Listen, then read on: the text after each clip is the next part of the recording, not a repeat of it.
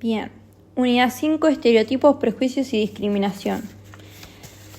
Ungaretti, Etchezar, Simkin, el estudio del prejuicio desde una perspectiva psicológica, 4 periodos históricos conceptuales para la comprensión del fenómeno, calidad de vida y salud, y Alport, los efectos del contacto, capítulo 16, la naturaleza del prejuicio, página 288 a la 310. Bien.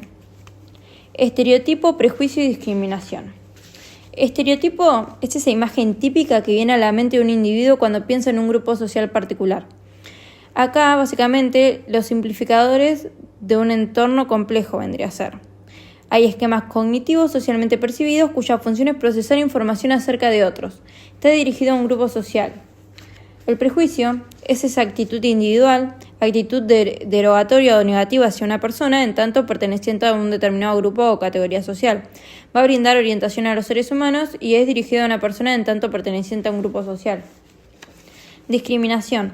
Trato inapropiado y potencialmente injusto de los individuos por ser parte de un determinado grupo. Involucra comportamientos negativos y la negación del tratamiento igualitario hacia un grupo o persona.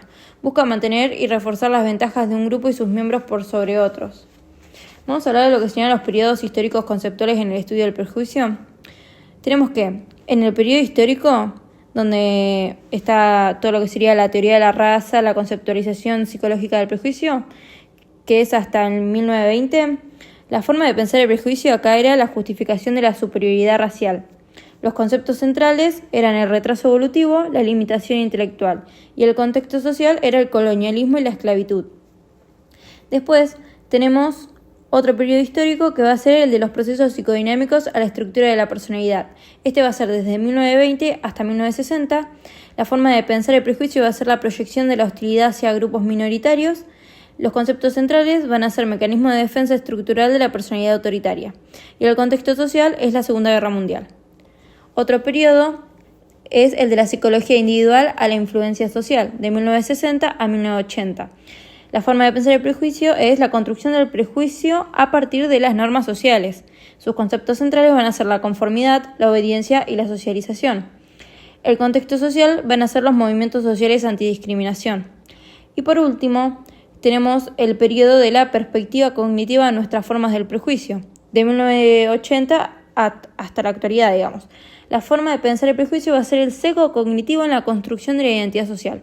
Sus conceptos claves van a ser la categorización, el autoestima y la atribución. El contexto social va a ser la globalización de los derechos humanos. Bien, vamos a hablar de variables para analizar tipos de contacto. Tenemos variables cuantitativas que son de frecuencia, de duración, de cantidad de personas y de variedad. Después variables cualitativas que van a estar vinculadas al estatus, a la función, a la atmósfera social del contexto, a la personalidad de quien experimenta el contacto y a las áreas del contacto. Luego vamos a tener a las etapas del contacto. Algunos sociólogos sostienen que cuando los grupos de seres humanos se reúnen, pasan normalmente por 4 etapas sucesivas en su relación y al principio existe un simple contacto que conduce pronto a la competición, la que a su vez da para la acomodación y finalmente a la asimilación. Esta pacífica progresión, como ejemplo, podríamos señalar a los diversos grupos inmigratorios que han sido finalmente absorbidos por las patrias nuevas. Ocurre con frecuencia y dista ser una ley universal. Respecto a esta ley universal, tenemos como ejemplo que a pesar de que muchos judíos se han asimilado individualmente por completo y han perdido su afiliación al grupo, el grupo, en conjunto, a pesar de los innúmeros contactos de exogrupos, ha persistido a lo largo de miles de años de su historia documentada. Y sabemos que tampoco es irreversible respecto a la secuencia. Un ejemplo de esta va a ser que sabemos que en lugares donde ha existido acomodación, puede tener lugar a menudo una retrogresión hacia la etapa de competición y conflicto. El ejemplo son los túmulos raciales que representan algo así como los saltos hacia atrás, lo que los periódicos estallidos antijudíos. Ahora bien, los autores van a decir, depende al parecer de la naturaleza del contacto que se establece que la ley de progresión pacífica adquiera o no vigencia. Y finalmente vamos a dar con los tipos de contacto. Tenemos los contactos casuales, que serían el contacto superficial con los miembros del exogrupo, que no modifica el prejuicio, más bien tiende a reforzarlo. Tenemos los tipos de contacto de relación, los contactos que se intensifican en lo que sería el conocimiento y la relación con grupos minoritarios, tienden a generar esas creencias más auténticas acerca de ese grupo y por ende van a disminuir el prejuicio. Después tenemos el contacto residencial, que es ese contacto residencial en determinada zona hace que la atención aumente, mientras que la política de viviendas integradas, al propiciar el conocimiento y el establecimiento de las relaciones, derriba las barreras para la comunicación efectiva.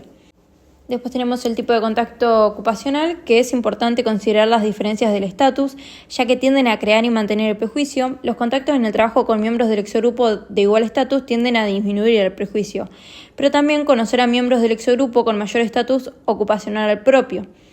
Y tenemos los contactos de buena voluntad versus lo de tener objetivos en común. Es fundamental recordar que los contactos de buena voluntad sin objetivos concretos no tienen ningún resultado. Sí resulta mucho más eficaz el contacto con objetivos en común. Ahora, respecto a las conclusiones, el contacto a nivel situacional no siempre va a superar las variables personales en el prejuicio. Es decir, si la persona tiene un nivel elevado de prejuicio, es poco lo que podamos hacer para cambiarlo. Sin embargo, en personas con un grado normal de prejuicio, el mismo puede ser reducido por un contacto a igual estatus entre los grupos y en procura de objetivos comunes. El efecto se ve muy reforzado si este contacto se es sancionado por soportes institucionales, es decir, por la ley, la costumbre o la atmósfera local, y se lleva a percibir intereses comunes y una común humanidad en los miembros de los grupos.